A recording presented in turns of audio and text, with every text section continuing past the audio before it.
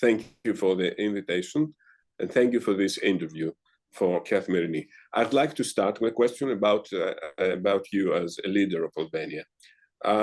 You seem to many, I would say, as somebody like a literary hero, somebody coming out of a novel from Milan Kundera, for example. You are a bold artist, rebelling against communism, then living in Paris, then returning back and becoming the most successful politician of your generation. So indeed, you are the most successful PM of Albania in living memory, the only one that has got re-elected 3 times, and Albania GDP per person and GDP overall has increased 50% in the last 10 years since you became a PM. So Albania never had it better, as Tony Blair might say, who's a friend of yours.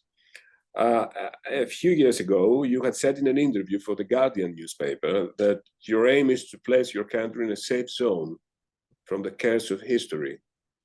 Have you succeeded? On September 10, it will be 10 years since you became Prime Minister. I'd like to tell us something you are proud of and something perhaps you might regret. Thank you for this charming introduction. But I would say, first of all, I don't feel a hero. And this is what really I sincerely think. And modesty is not my strength. So you have to believe me. I don't feel a hero. I have been born with some troublemaking spirit. I'm a very strange combination of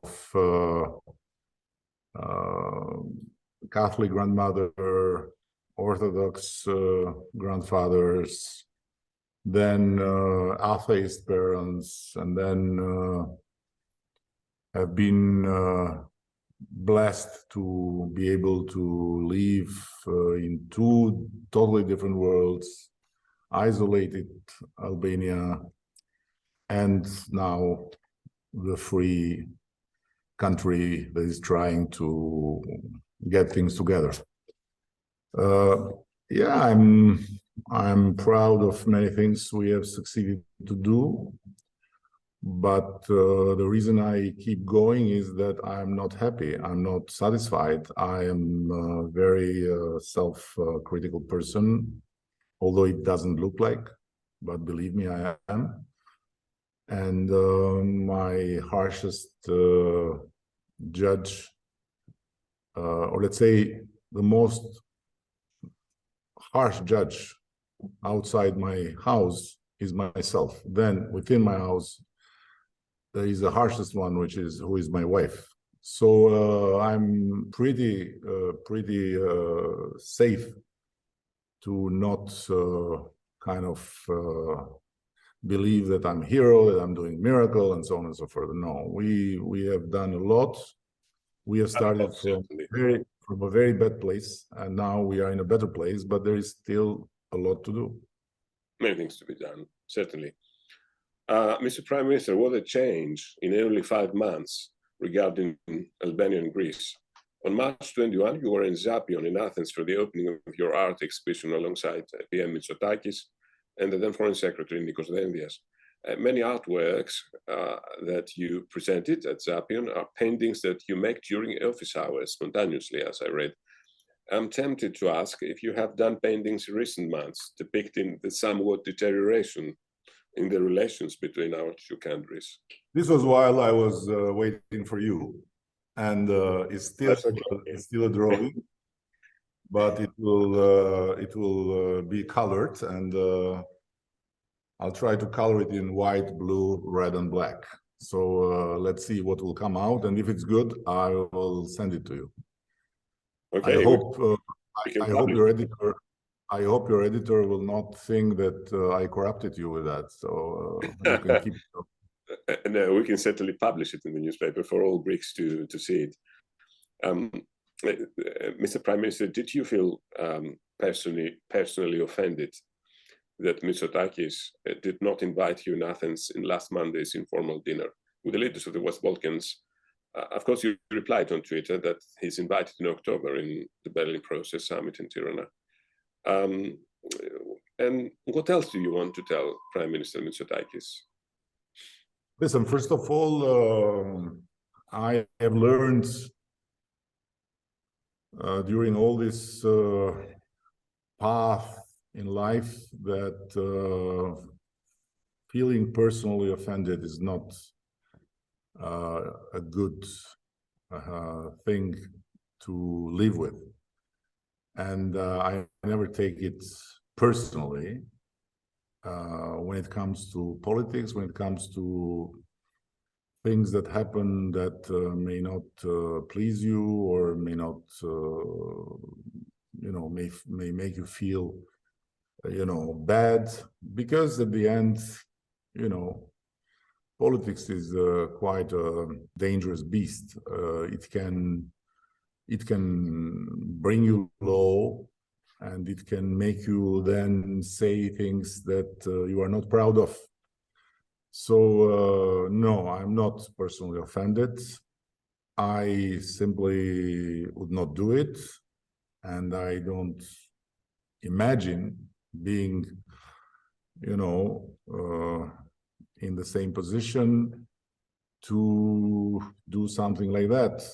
And more than that, I think that the purpose of the meeting and the initiative Kyriakos took is related to something very, very big, very, very big. So connecting this very big purpose and connecting this very important initiative to send a message to me, to Albania, for whatever importance Greek side puts on this issue that we know very well what is about. It's not this way, I guess, because I believe that especially when things that are unpleasant happen between friends have to face each other, to talk to each other, to try understand, to honor the friendship by being very, very open, and at the same time to never forget that they are friends. So Kyriakos was a friend that I like and I respect, and he's still a friend that I like and respect.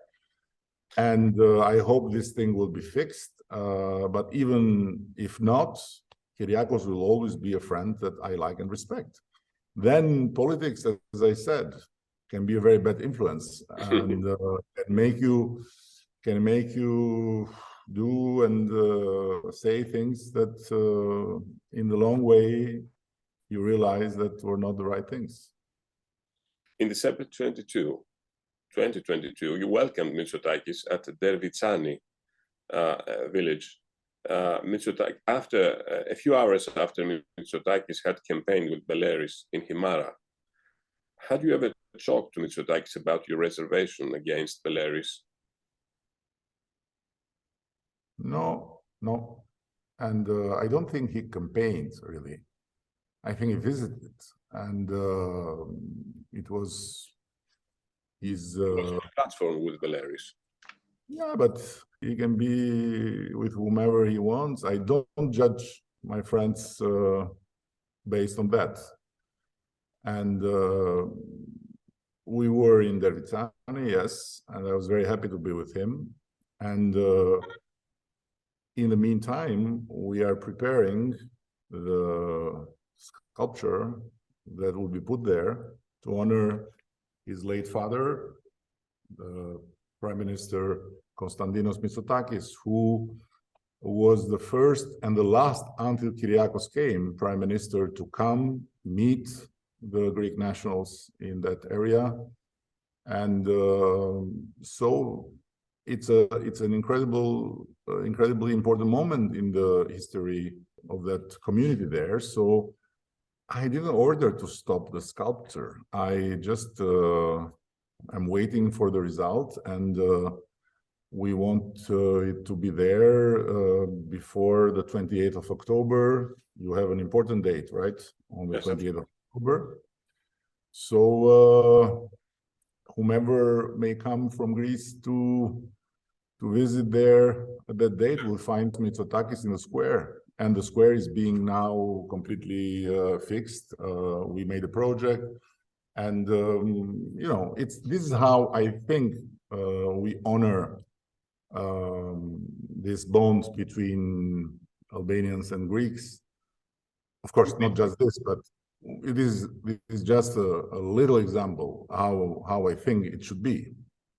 Do you mean you are going to unveil the statue of Mitsotakis for October? And please just stop, you and whomever is writing about this exhibition, to blame Kyriakos or Nikos for having been welcoming, because they welcomed an artist, they welcomed a nice moment for art, for culture. Absolutely. And, I've never written anything against the exhibition itself. Because I just, you know, I can tell you to stop because you understand.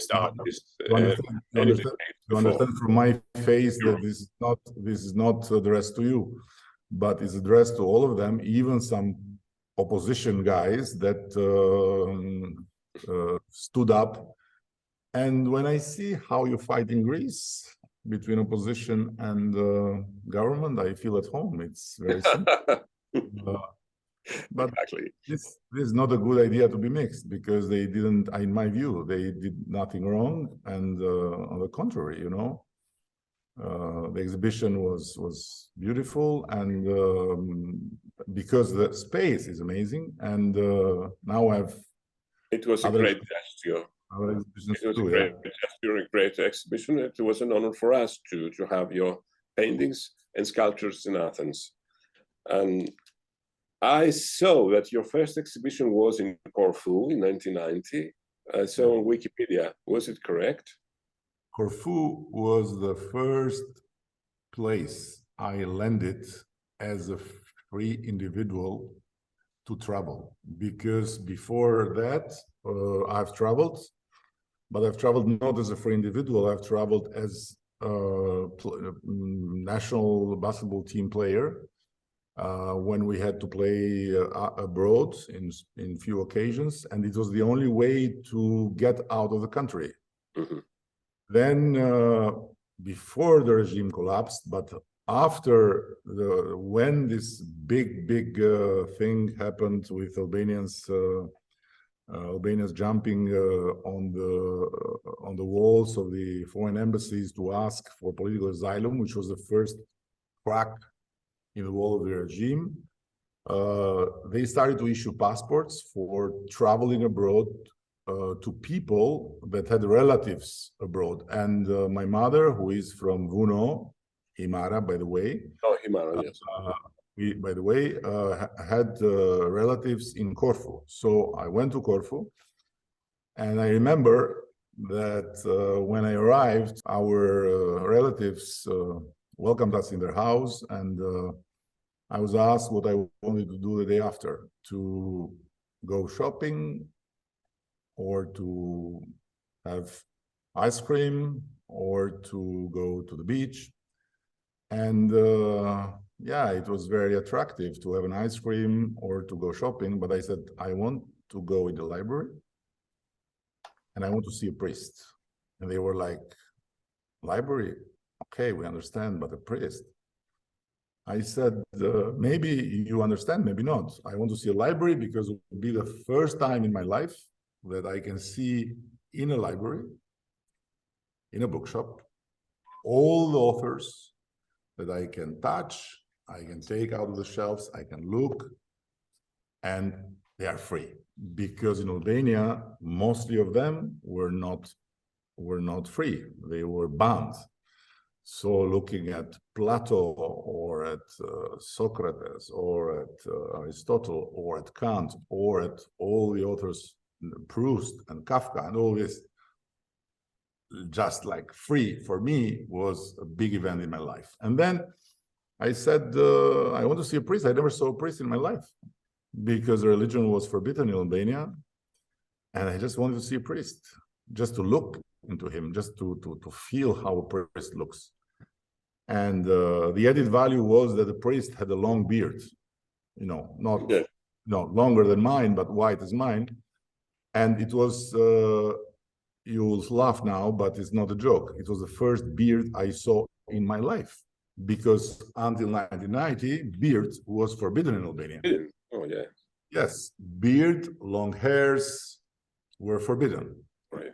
Mustache was a statement that only very, very unsuspected people could have, like old guys, writers, or in this end, or old heroes from the war, or old men in the villages, but not us, and not the young. So, and by the way, I'm gonna tell you, and this is not a joke, that, and this was because the influence of the Chinese Cultural Revolution, we had in the airport of Albania, which at that time had very few flights. Albania had few thousand of tourists, and they were all mostly Marxist-Leninist groups coming to have their holidays here. And in the airport was a barbershop. And every tourist that had a beard or had a beard or had long hairs had to go to the barbershop to take off the beard and to take off their. So Karl Marx couldn't enter Marxist Albania without shaving well and cutting his hairs. So this is why I was in Corfu. And then, yes, I bought some paint, I bought some paper, and I started to do paintings at the balcony of this beautiful house of our relatives. And then I got in contact with someone that I never met again, an artist painter from Corfu named Spiros Surginos. And he liked, and then he said, why we don't do an exhibition? And I said, wow, fantastic. And so we did an exhibition. I did an exhibition then in winter, in December, in the exhibition hall of the Corfu Theater.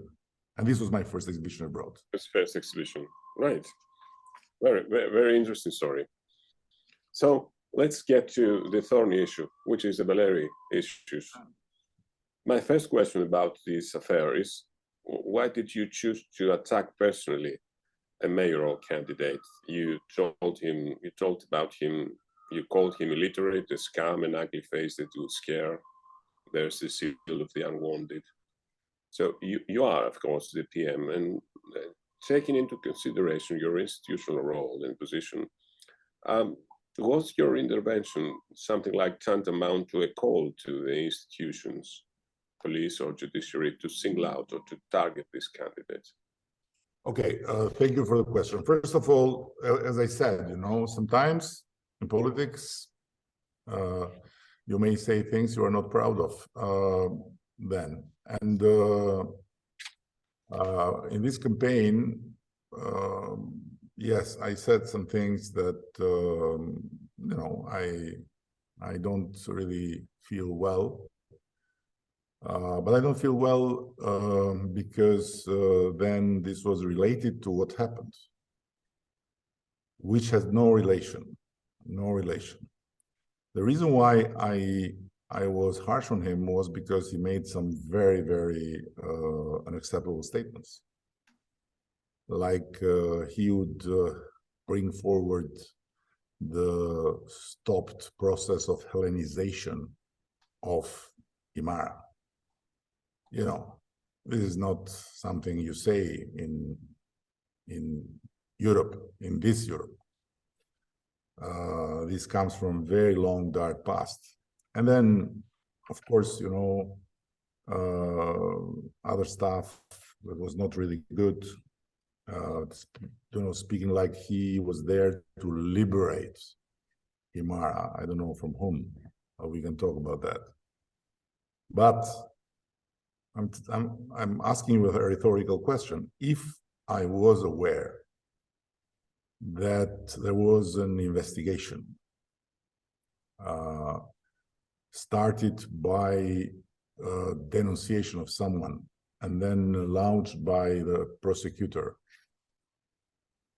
would I expose myself in this frank language? If I would know that he would be arrested. Would I be, exposed in this frank language? I don't think so, because I may not be the most intelligent person on earth, but I'm not also the most stupid person on earth, and this would be very stupid. So I learned about his arrest when the police was in action. And I just called the director of police and said, "What is this?" He said, we have the arrest warrants from the prosecutor, and it's based on hard evidence of vote buying. I said, listen, you better be sure what you are doing, because this can be very nasty. And this has to be based on hard evidence, but I wish you luck, because it was not something I was involved. The action was already happening. So then you ask the next question. Yes, there is a possibility, and I'd like to discuss it with you, that with both countries we lost somewhat in translation regarding the Hellenization. Friends of Beleris and other people in Greece, they insist that he never talked about Hellenization. He talked about, in Greek, Hellenismos is the Hellenes, the Greeks. He told to the people there that his victory would be good for Hellenismos, for the people living in Himara. Hellenismos is the people who are living in Canada, in Australia, and everywhere. Ex-Hellenismos means Hellenization. This ex-Hellenismos, ex-Hellenismos. So I saw a documentary on Top Channel of Albania with English subtitles, where the journalist said that Beleri gave an interview to a Greek website, Protothema, where he called for ex-Hellenismo, for Hellenization, but he never called for that. In the interview, he was calling for Hellenismos to be better with him as mayor. And perhaps there is this difference in translation. Listen, listen, at the end, it's not just this.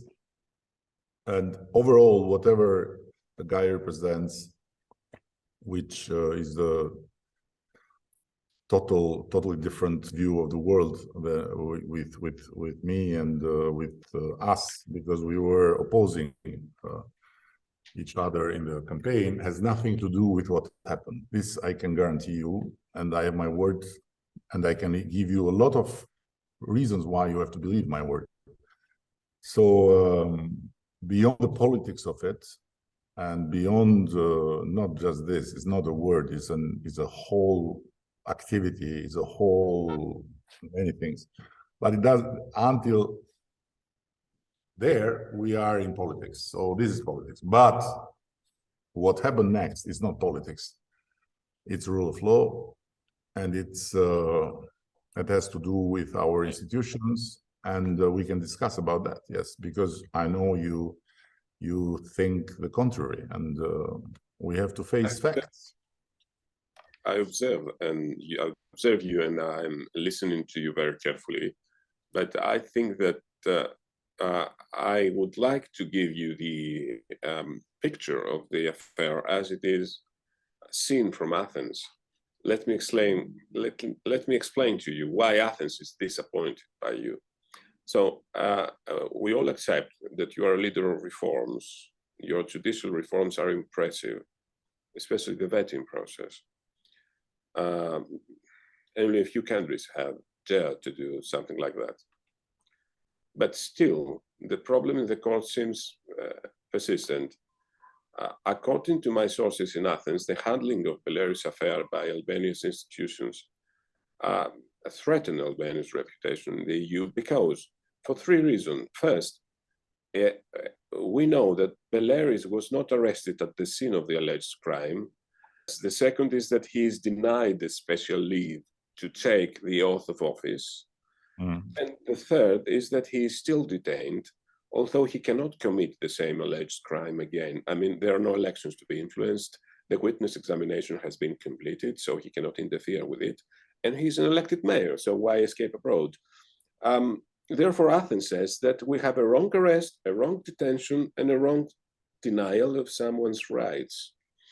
That's why Athens has taken this position against the issue. I understand, but I don't agree. I don't agree in any of it. And first of all, I don't agree that a foreign country, a foreign government makes thorough comments about the justice system action of another country, even being very friendly countries. And this, I think, is not European, in my view. And then, first, he was based on what we know, because we don't know everything.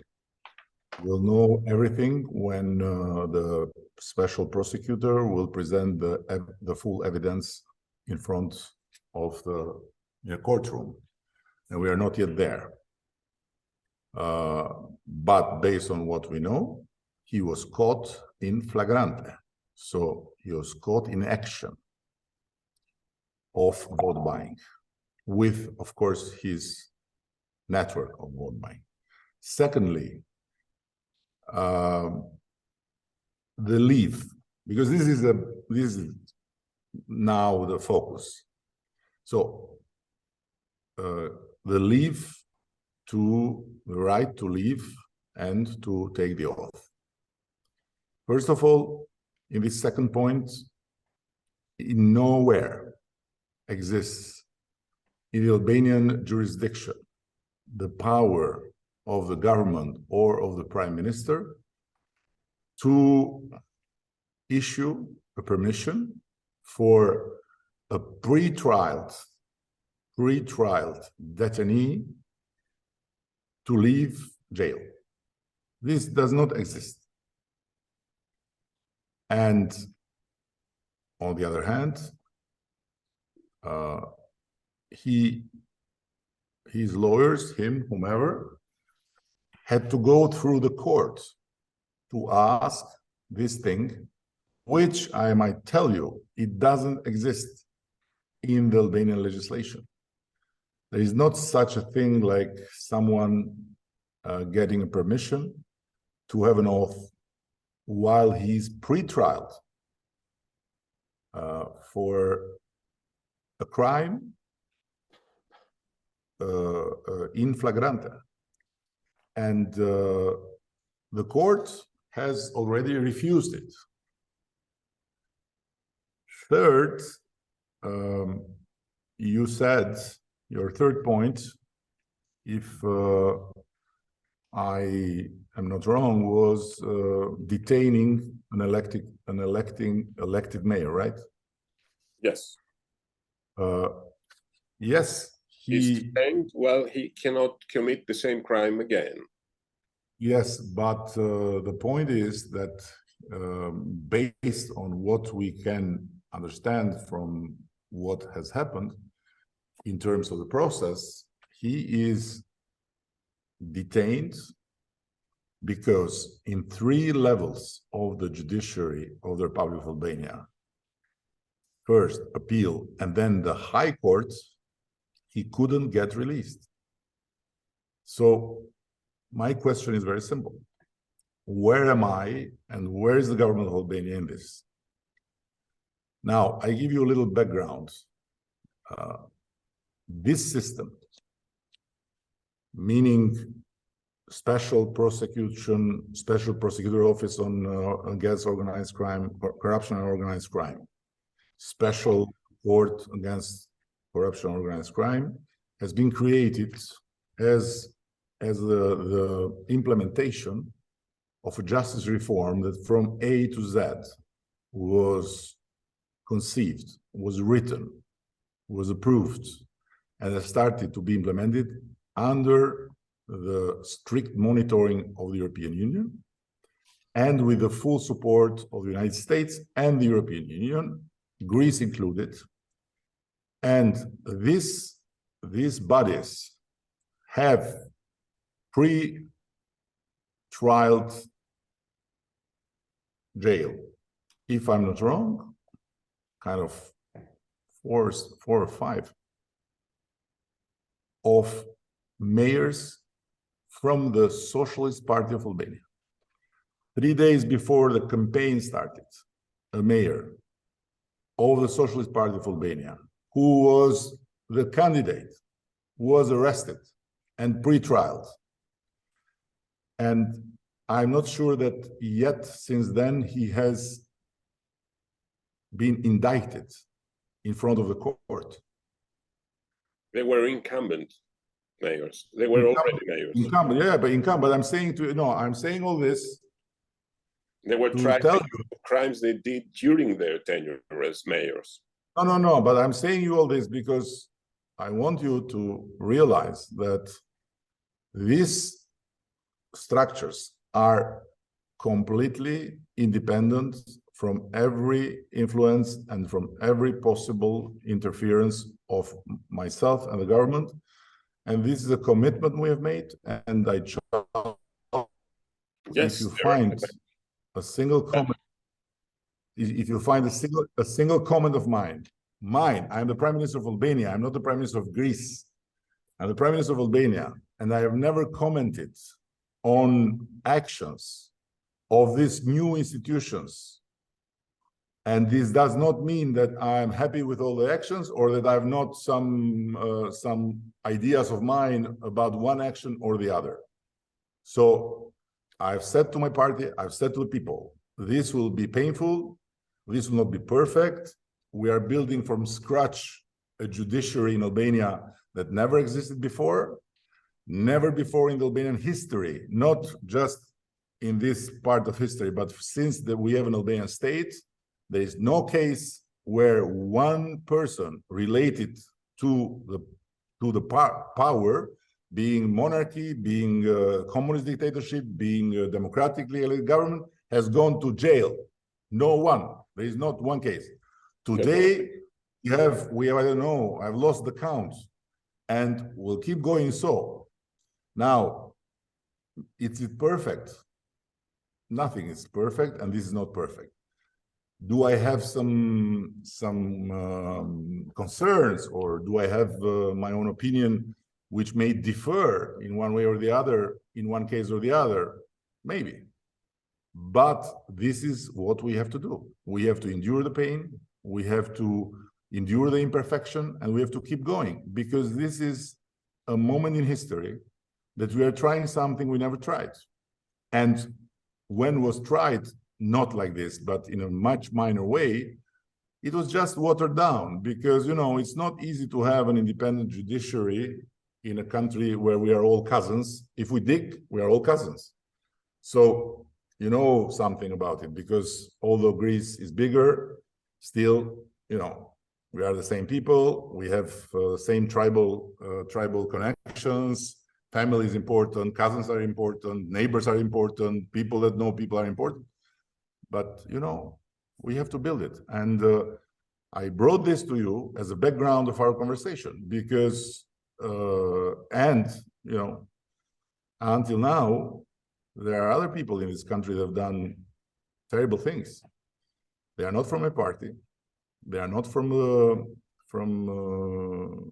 who is today in government, and they are still untouched. We have to wait. We have to be patient. We have to see. So it's a build-up. Do you think that there is a different place, and it should be a different justice, and it should be a different treatment for someone who is Greek national? Yes. Not at all. But who is an Albanian citizen and who has to obey to the law and who has to go through the same thing. So, this is my answer. There is no, and I know that facts sometimes are not enough, okay? Because when someone is fixed on an idea, he keeps going. But there is one thing I have to underline. And I think our civilization, the world we believe in, has solved it since Rome. It's the burden of the accuser to give the proofs and not of the accused. Now, I'm being accused, and it's not my burden to bring the proofs. I try to bring arguments, but I have not seen any proof that would somehow support the arguments that this is Edi Rama that is doing this, and he's standing stubborn, and he's standing unwavering because he's this and he's that. There have been comments in Greece that I regret. That even he's the tail of Erdogan, and he is doing Erdogan. Listen, this is too much, and it doesn't honor Greece. It doesn't honor Greek journalism. It doesn't honor Greek politics. And I would ask you about President Erdogan. This is you ask me, but it's a free talk, and then of course you'll do your job to edit, and then you'll publish. But now I'm talking to you, okay? So yes, absolutely, we talk together right now.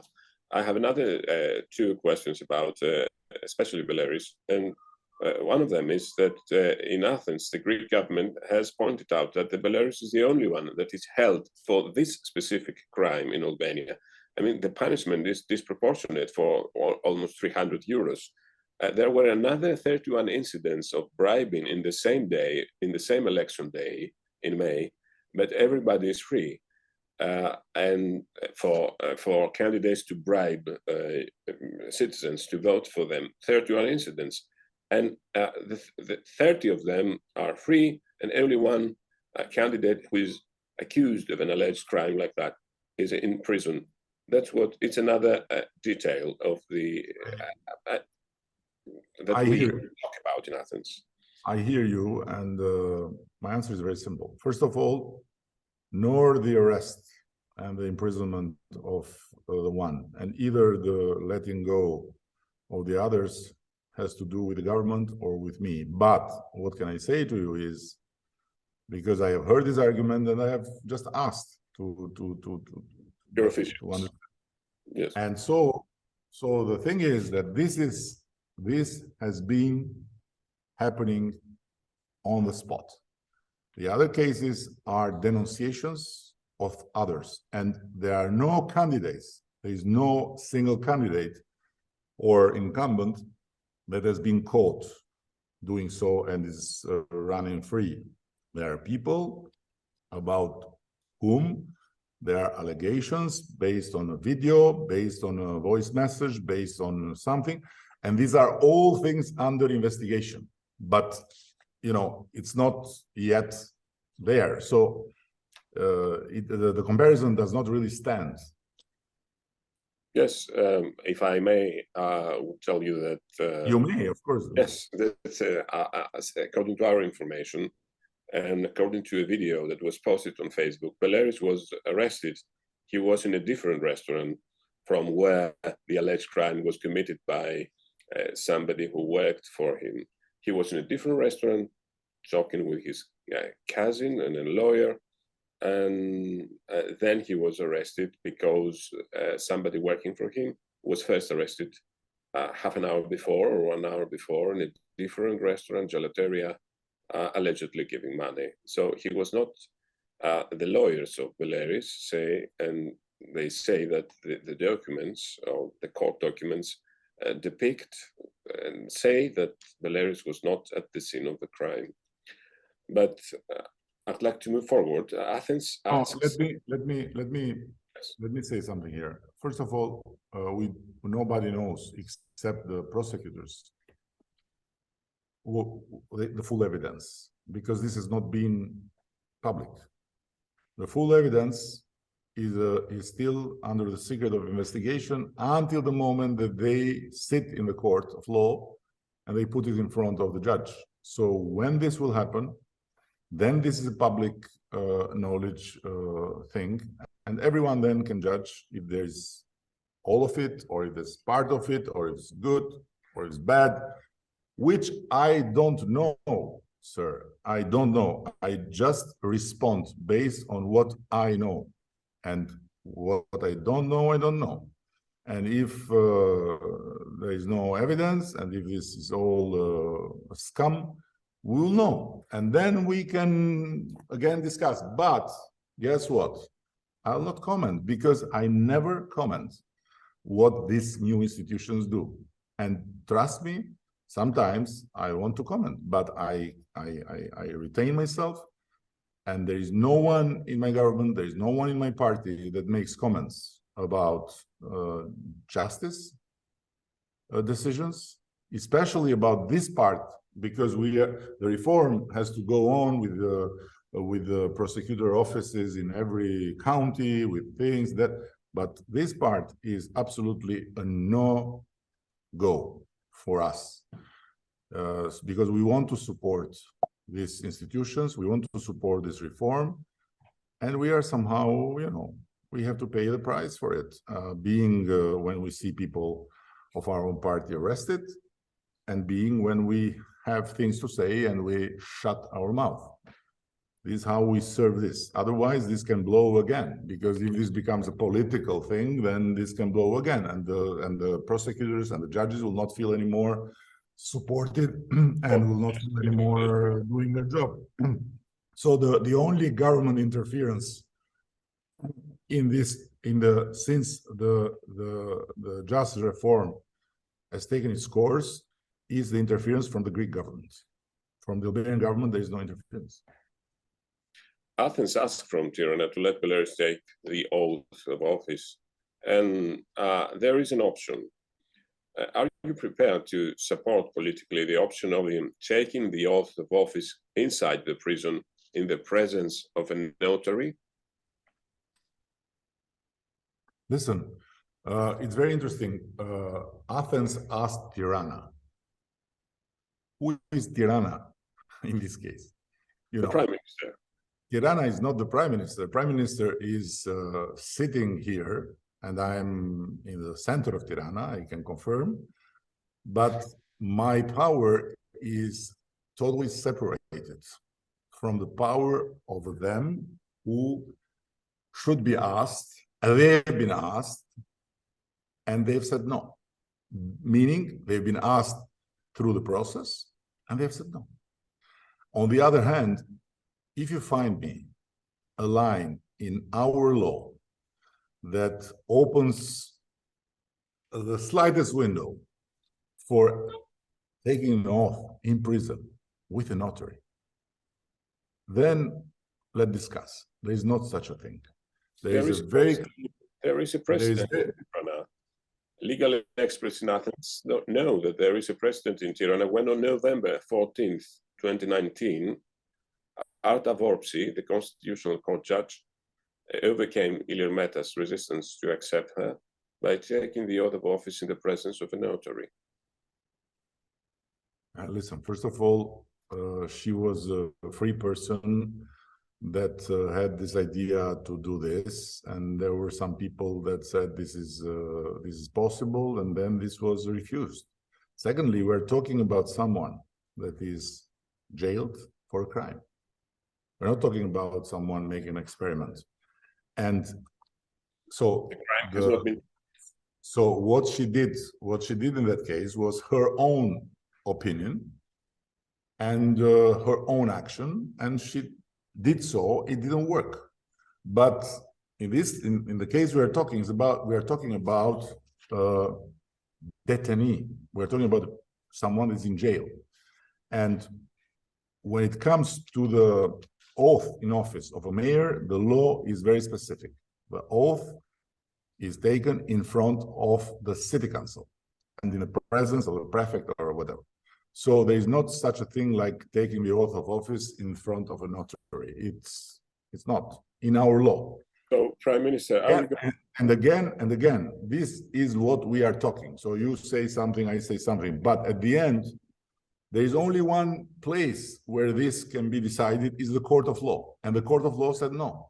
So what we're talking about. And then the head of the prison is not member of the court of law.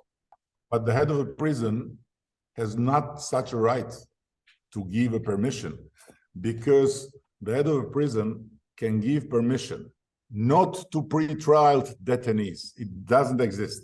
A pre-trial detainee cannot be given a permission by the head of the prison, but only if he asks and he retains it in case in a court of law. In a court of law, okay. When you are a detainee and you are finished with trials and you are there, and there is God forbid, someone passing away in the family, you ask a permission and you can get it based on conduct and so on, and this is what the director can do. But the director cannot give a permission that for a pre-trial detainee to take the oath in office while this is completely out of our legislation. Right. So, Prime Minister, are you going to call for new elections for Himara?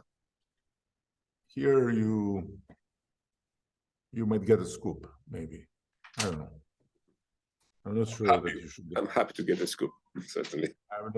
I'm not sure you should get it, because I'm not sure yet how it goes. But first of all, it's not us.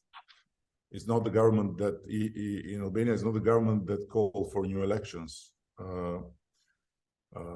It's the president called for new elections. But how the process goes, it is like that. If in our law, if someone that is elected does not show up for the oath, for whatever reason, it's not defined, but does not show up for the oath in 90 days, then it's up to the government to take care by discharging the person and by putting their caretaker until new elections happen and the new elections are declared by the president. I've asked my lawyers to prepare an argument, and I don't know what their argument will be, but I think that this case is such particular.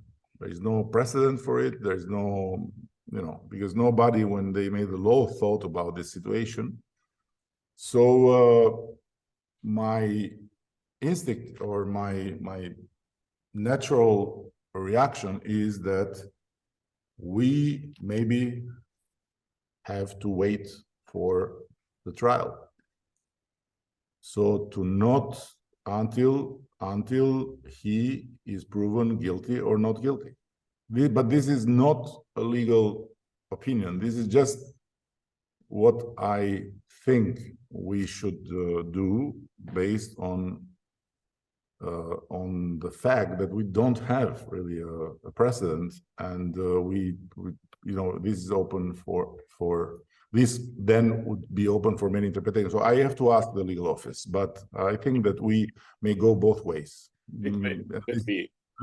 This would be the right answer. We may go both ways based on the argumentation of our legal office. So maybe we act. Let me make it more clear. You meant that you politically support the idea that Beleri should continue to be an elected mayor until his trial. That's what you said before, if I got it right. It's not even politically. It's just because in this table you have to make decisions. Yes. In your table you have to comment decisions. So it's more easy. So when it comes to in this table you have to make decisions, and then there are many things that you have to go through and then to understand. But in this case, of course, we have to look to the legal opinion. So that's the I think that that there is a possibility that we don't act until the court will decide. So in this case, we give to everyone the chance to look into it until the end, if it's possible. If legally this is not possible, then we have to discharge it. It can go both ways. And when are you going to decide about that? No, we are, and I know that there is another thing being interpreted when the counting starts. The counting starts. Okay, so what you take like the day to count, and I see now that because these guys ran to come to Himara to make the most unique protest in the history of Europe, some guys elected in another country coming to protest here against the authorities of this country is it's unique. You know, it's like, it's not unique, Mr. Prime Minister. They did the same in Constantinople for Imamoglu. Kostas Bakoyannis, the mayor of Athens, went to Constantinople, Istanbul, to protest in support for Ekrem Imamoglu, the mayor of this is something. No. This is something else. This is something else. It's not the same thing. But anyhow, you know, maybe it comes from ancient Greece. I don't know. Maybe you know better. I don't know. But maybe it's a genuinely Greek thing. I'm not accustomed to it. But what I want to say is that the counting now we are even not being in the same page for the counting. So we'll let it go. So we will not enter in the counting. So we will let it go, and then we'll take our decision. It can go both ways. Yes. It can go both. Well, I read on your biographical details, and you told me before first that your mother is from Vuno, a village in Himara region. Do you feel a native of Himara a bit? A native of Himara? Yes, you personally. Listen, in Albania, I don't know if in Greece you have this say that a man is always coming from the village of his wife. Yes, it is said in Greece. You have it, yes. So I was born in Tirana. My wife was born in Tirana, so I feel native of Tirana. But yes, I have a very, very strong bond with Himara, with Vuno, and Very strong bond. Very strong bond, very, very strong bond. So and, it's an opportunity. My mother was a very typical Vugnozia, and for Vuno, there is a say, you know, their normal fever is 38. So I love it. You said Vugnotisa. You know Greek? No, I don't know Greek. My brother knows more. He learned some when he was in Corfu. And I really regret that I am not able to speak this language, because to me, it sounds a beautiful language, and then it's a language of great people. Right. So, as you feel strongly about Himara, do you have any message for the Greek minority living in Himara to give in this interview? I have no message to give to them. I think that whomever in Himara or in all the Greek minority living wherever, they know very well that if they are not poisoned by politics, they know very well that they live in this country totally equal with Albanians, with the good and the bad, with the problems and the good things. So I don't know yet, maybe you can help me, a single problem that you can find for the Greeks here, and it's just for the Greeks. I don't know a single one. If you tell me one, yes, I told you. I didn't know too, but I was told that there is still a problem regarding the property rights of citizens of Himara, and it is said in Athens. It is said that property titles are given to citizens of Himara only if they have already agreed to sell them to big strategic investors. So in the 10 years you governed Albania, and 3 years after the parliament approved the new law on properties, do you know perhaps how many ownership titles have been given to Himara residents without these residents having sold them immediately, these properties? First of all, this is a total spin, because the property titles history of Albania is very painful, very painful. We had to go through the hell of full nationalization, and then we had to go through the purgatory of the so-called transition, where the property titles were the first big victim. A big mess in every kilometer square of the country. So I'm telling you that we have still issues, big issues in the north, huge properties, where there are needs for development, there are needs for getting funds, there are needs for getting subsidies, and they cannot register still today. And that's why we had to pass this law first. Second, it's, to say that they are recognize their property only after they make the deals with whomever, this is a total, this is not logic, because there is no deal that you can make with institutions. There is no permission you can get if you don't have the titles. So you need to have the titles.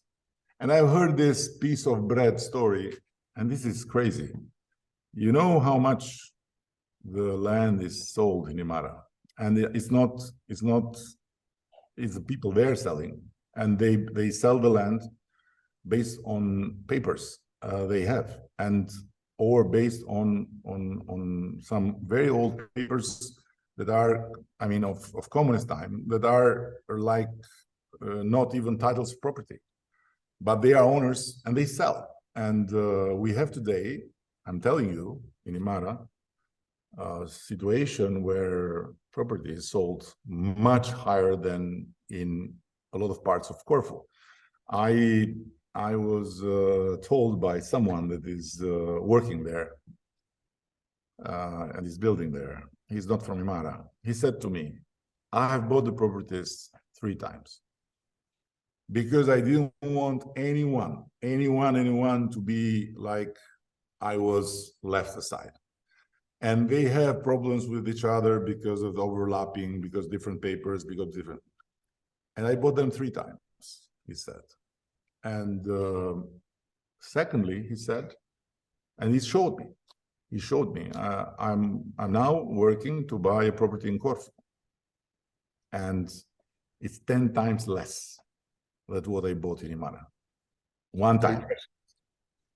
So in Himara today, the average price, guess how much it is? 400 euro, 500 euro, meter square.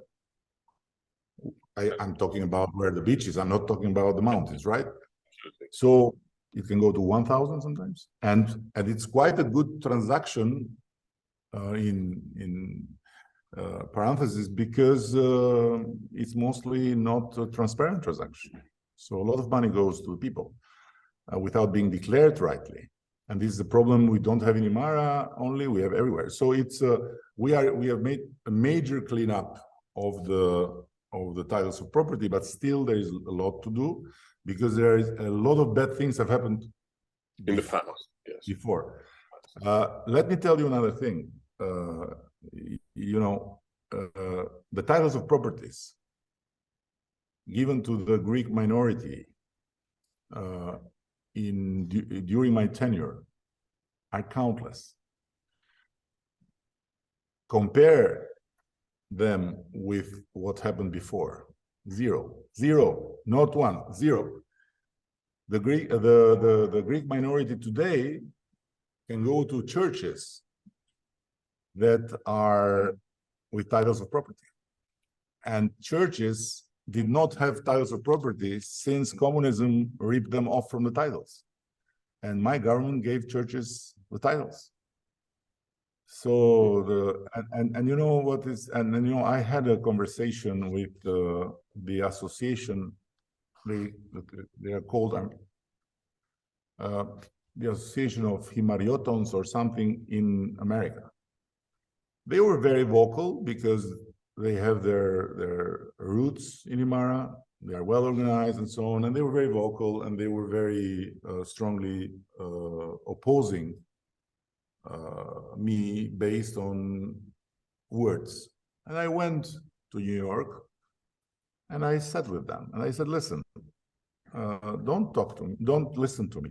Of course, I'll build my case based on what is best for me. So send there a team, send them a team of lawyers and let them interview everyone they want. Let them go to the spot. Let them talk to the institutions. Let them get the facts. And then if what you say is as you say it and is not as I say it, I'm ready to be punished. I mean, punished in a way like the biggest liar. And one of the guys, a very wise guy, said to me, listen, I never thought that I would meet and break bread with Edi Rama. This is already something huge. And now I'm telling you, if you are manipulating us, I'll be after you all your life. In a Greek way, of course, not and not in the terrorist way. And but if you are telling me the truth, you'll be my friend for life. And we are friends for life today. Telling you. So facts and be careful. I'm not saying this is all like I would say water of roses. I'm not saying that they have no problems. I'm not saying that, but I'm telling you the problems of property in all the shores of Albania, from up in Shkodra to down in Konispol, are the same. Are the same. The trouble is that some people that seem to be more intelligent than others know how to use the Greek flag, you know, as a credit card. Know to use the Greek flag as a way to fuel poison, and know to use also their very petty interests by using the Greek flag. It's something every people do, but for Albanians, they do it by using the Socialist Party flag or the Democratic Party flag or other party flags, because you know, they cannot claim that they are a minority here being devastated or a member of minority being ripped off. When it comes to some people in the Greek minority, they are very good in manipulating Athens, and Athens is not good in understanding that the best chance they have for improving the relations and improving the life of Greek minority is not a Greek. It's just me. And it's me because, not because I am, you know, I'm working for Greeks, I'm working for everyone. And I think that the Greeks in Albania are a treasure and we have to treasure their presence. That's it. But, you know, as there are some Albanians that I'm not really happy to share with them the same blood, there are some Greeks that really, you know, you should not be very proud of sharing the same blood. You talk about manipulation. The story that members of the government have been supporting special interests in Himara is also a manipulation, and I refer to the story of Artan Gatsi, the husband of the Foreign Secretary Olta Chaska, who is the owner of HGTCC Hotel Management, and it has been designated as a strategic investor. It has been a whole talk in the parliament and in the Supreme Court, I think. And what's your comment on that? Because it is been referred as a way of the government to support some special interest. Listen, if talks in parliament would be proofs, then you should not talk to me. You should just inform the police where I am, and you should keep me here until the police come. So I don't say that you support this, and I don't think if it is. I'm perfectly legal. I'm saying if the talks in parliament become a reason to go after people, you should come after me, because I'm the most dangerous, the most crooked, the most bad guy based on the talks in parliament. But what is the truth of that, and how this became like big issue? Yes. I'm telling you, and what is at the end the strategic investing? The strategic investing is a tool to simply guarantee, and guarantee by not by money, but simply guarantee by some incentives, investors in strategic sectors. And for us, tourism is a strategic sector, as this tool has been used because we were very, very behind. We didn't have a hotel, a hotel that it deserves its name. So strategic investor is a title you get after you have everything settled between yourself and the landowners, and you present the plan and you present the project and so on. Now, and this is the project, like many projects in our shores of hotel and residences, typical of countries like ours. And every hotel in Albania that is in the seafront gets a permission to use the beach. Every hotel. So the permission that was given is one among thousands and thousands and thousands of permissions from Adriatic to Konispoli. And the question was not raised by owners that were ripped off, because the owners there have made their deal and are happy with the deal, as every owner. Because if an owner is not happy with the deal, he doesn't make the deal, or if the owner is ripped off, then the owner goes to the court, goes to the media, and so on. There is not such a thing. Now, my question is simple. What these people want? They want people that live in Imara, that have the properties, to develop their land, or to stay there like Robinson Crusoe? This is the question. Because if they develop their land based on the plans, of course, they get money. They get money. They get a lot of money. A lot of money. So this is underestimating a lot the intelligence and the capacity of the people in Albania, being Albanian nationals, being Greek nationals, to take care of their own business. So they take good care of their business. Trust me. And there is not such a thing like, we want to do what? To do what in Imara? To do what? We want to develop Imara, to develop every part of the country based on the law, based on the contracts, based on everything.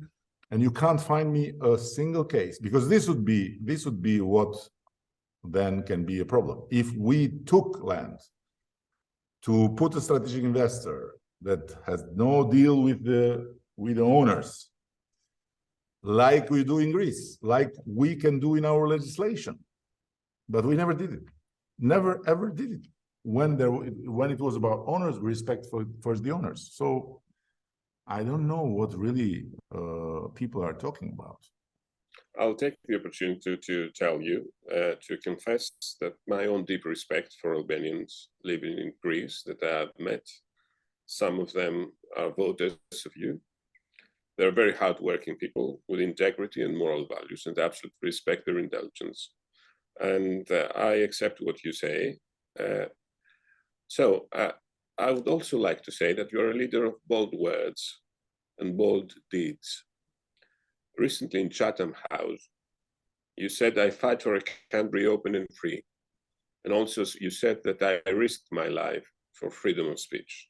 And I totally respect these statements, and I know your story and your life in art and certainly in politics in the last 30 years and more, and even more. But about Himara, it's an opportunity to ask you something else. It would be quite a bold gesture towards the Greeks of Himara if you agreed that the teachings of the last 2 years of the private high school in Himara would be in Greek as well. Would you be willing to consider such a gesture? I'm not familiar with this issue. Frankly, I'm not familiar with that. It's the first time I'm hearing that, and I have to check. And okay, yeah, it's all the lessons are in Greek until the last 2 years, and the last 2 years are everything in Albanian language. That's why in the until the last 2 years, meaning until yes, the last 2 years of the high school until you go to the university. It's in Albanian. So the last 2 years of high school, there is no more Greek language, you say? Yes, it's all the lessons are. I'm not familiar with that. Albanian. Okay, I'm not familiar. I have another.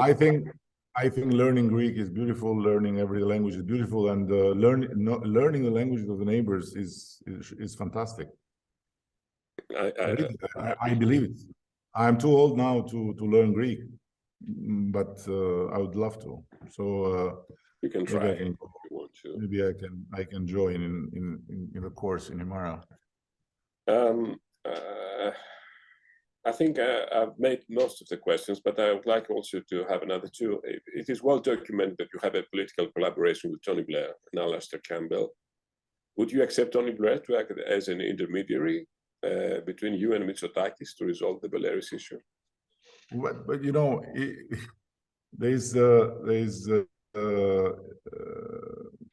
you know what Tony Blair would do. He would do what? He would to tell me how friendship again. He would friendship. No, I'm telling you, I don't feel, and I'm very sincere. I don't feel any sense of, any sense of why I was friends with this man, why I trusted this man. No, I am friend with him and I trust him.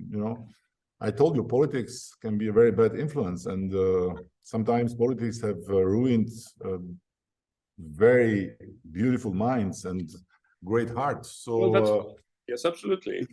But it doesn't change. It doesn't change my feelings. So no, really, literally, I'm telling you, Kyriakos to me is a modern leader, and what is happening now is not modern, is antique, and should not happen. But I don't know exactly the motives. I think that this is just very simple. It's very simple. And all these suspicions, all these conspiracy theories, all this crazy, idea that Himara is an arena where we have to confront how much Greeks we are or how much Albanians we are. All this is not good. All this is too old. All this is so, but it does. But Mr. Prime Minister, that's a job for Tony Blair to explain the situation to the different capitals. And so, Kyriakos, I don't know. I don't know if you can explain to Kyriakos, but I don't think we need another language in the middle, because I speak Albanian, he speaks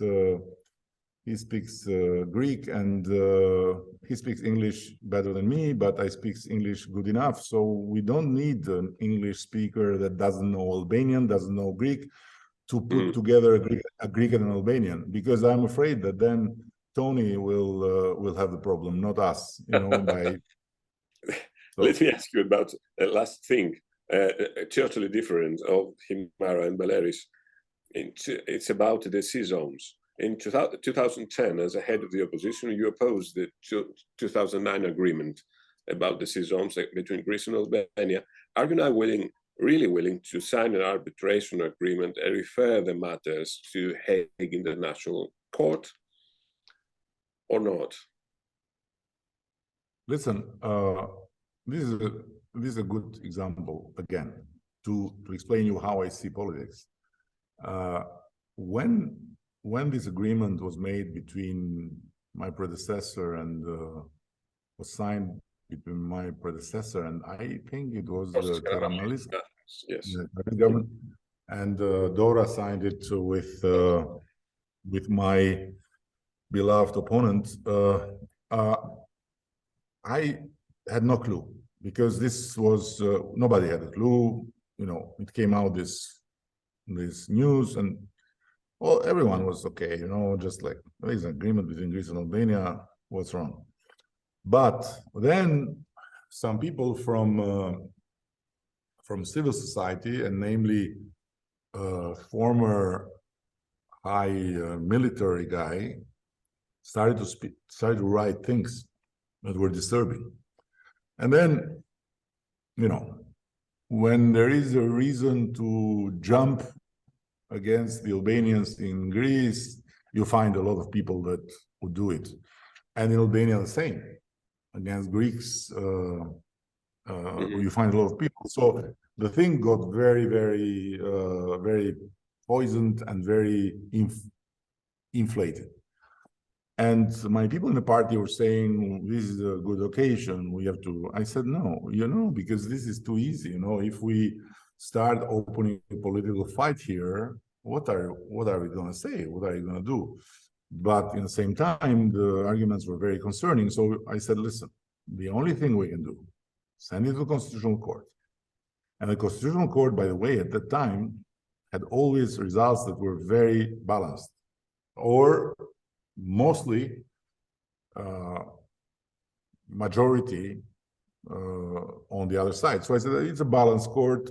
They are reasonable people, so they have to enter deep in this, because sea agreements are not easy, and there are not many people that know about sea agreements, because it's a niche in the world of judicial. Yes, legal matters. So we sent it to the Constitutional Court, and the Constitutional Court had a 9-0. It was very rare, 9-0 against it. Against, yes. So, and this remained an issue. And when I became prime minister, I started talking. And I remember I had my first discussion, because I was asked to what I thought about it from Samaras. And then when we had our discussions with Alexis, I said to him, why to not go to the International Court? And because this is something where, you know, our countries, and in this we are similar. You may be in the European Union, we are candidates. You are ahead of us because history was more generous with you than with us. So you had the EU before us a long time, but in this we are the same still. We produce more history than we can digest. And when it comes to this thing, of course, you will be immediately a potential traitor, being on the Greek side or being on the Albanian side, because both sides would be accused for treason, while cannot be a consensual treason on both sides. One has to be the traitor, one has to be the perpetrator, no? So I said, no. So Alexis was quite cold about it. We started to have negotiations after negotiations about it. We reached in a good place, I must say. But then the poetry of Syriza, the prose of Syriza ended, and so we restarted. And I'm very, very, very, very satisfied that we reached agreement, that we better leave it to the international court. And I mean, you have reached already an agreement with the Greek side? No, we reached in principle the agreement. The agreement then to go through. So in principle, we reached the agreement. Now we need to go through the procedure. The president has to give the new authorization for the negotiating group to start, and then we have to prepare this. There is a something called common whatever. Yes, in a common arbitration agreement. Yes, so this is something that has to come, and I hope. So you're optimistic that it's going to happen. I hope that some suspicious voices. No, you know the voices. You know the suspicious voices that say that Edi Rama prefers the strategic friendship of President Erdogan, and President Erdogan does not want an agreement between Greece and Albania, because such agreement will be used as a blueprint for a future agreement in the Aegean between Greece and Turkey. It is another conspiracy theory. This is a big conspiracy theory. First of all, because when I went against the agreement to the court, I never met President Erdogan, and I had no relation with anyone in Turkey because we were in opposition. First. Second, yes, we have a strategic agreement with President Erdogan, but I don't think that we have to choose between President Erdogan or Kyriakos Mitsotakis, between Greece and Turkey. We want both. We love both. The fact that we don't like much each other should not be a problem for us to like both of you. And I think, and so President Erdogan never, ever, I'm telling you this, then, you know, it's my word against the conspiracy theorists, even asked me, what is going on with that? Never, never. He doesn't need Albania to make his fight, I guess. So, and as we are speaking about President Erdogan, I'm telling you, my feeling is that President Erdogan is not an anti-Greek. President Erdogan is someone that you know very well, had the guts when he was not yet who he is today, but he was just the prime minister, to put on the table an agreement for Cyprus. You remember that? That was something very dangerous for his career back in Ankara, and he did it.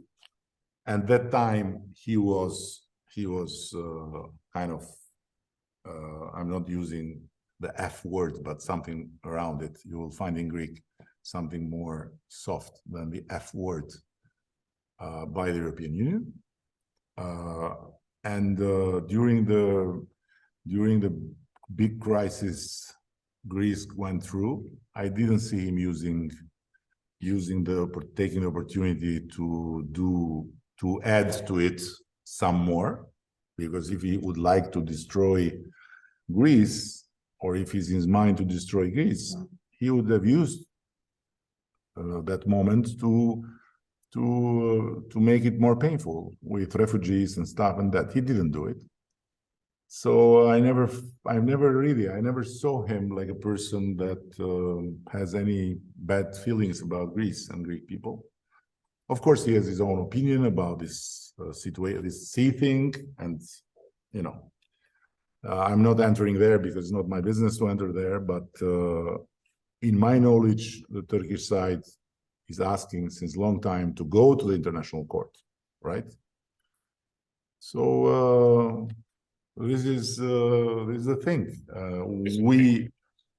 We are satisfied that the Greek side accepted to go to the international court with us, and I hope they go in international court also with Turkey. And this thing is solved by a third party, which both sides agree. Otherwise, you know, we'll continue to be traitors of traitors of traitors. So, and this is not a good idea here. Prime Minister, I would like to thank you for this long interview. And finally, I would like to ask you, when do you expect your next art exhibition in Athens to take place? You know, I have some now in a row, and I wish to come back to Athens for exhibiting, and I would do it with big pleasure. But for the moment, it's too fresh, and I had a very good feeling there, and it was not touched by all this bullshit around it. And I want just to tell to my fellows of Syriza to let the art aside and to not use even my exhibition to tell Mitsotakis how stupid he is, because this is not a good idea of fighting and it's politics, Prime Minister. It's politics, and you said before that politics is poison. Politics is the best thing that can happen to people when people use it to solve together things that it cannot solve alone. And this is how old Greeks saw politics. And otherwise, when politics is used to go after people, this is bad. So I love politics. Without politics, many things would not exist today.